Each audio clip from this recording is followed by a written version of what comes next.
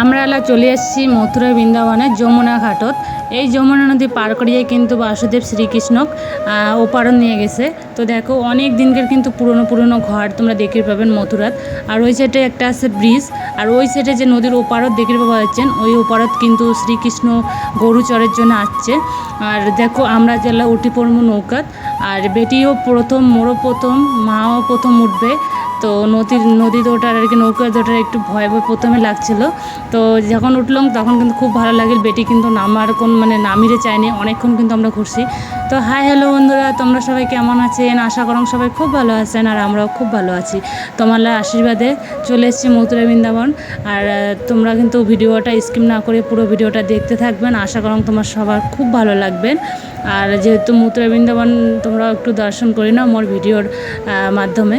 তো চলো দেখো, এই সাইডে কিন্তু অনেক পুরনো বছরের ঘর দেখতে পাবেন। আর এই নদীর এপারতেই কিন্তু শ্রীকৃষ্ণ আর কি যে কংস, শ্রীকৃষ্ণর মামা কংস কিন্তু ওই যে এই পারতে কিন্তু ওনার ঘর ছিল, কিন্তু এই জায়গাতে কিন্তু ওনার বধ করছে শ্রীকৃষ্ণ। তো দেখো আমরা কিন্তু অনেকক্ষণ থাকি এই যমুনা নদীতে ঘুরলাম।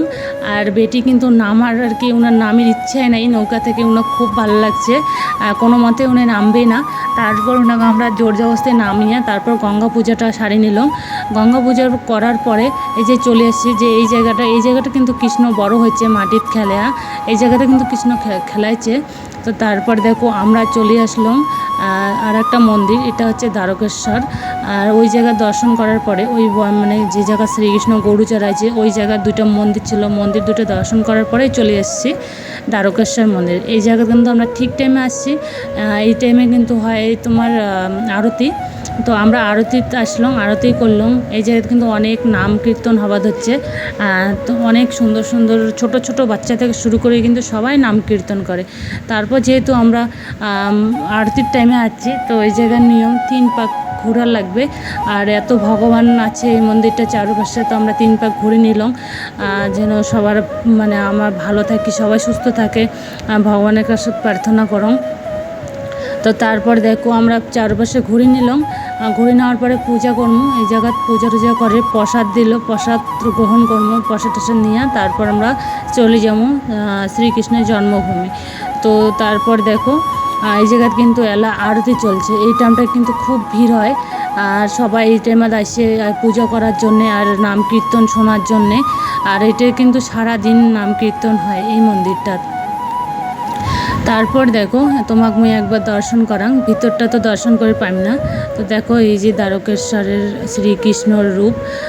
তারপর দেখো কত সুন্দর ভিতরটা, দেখছেন কত পুরনো মন্দির এগুলা।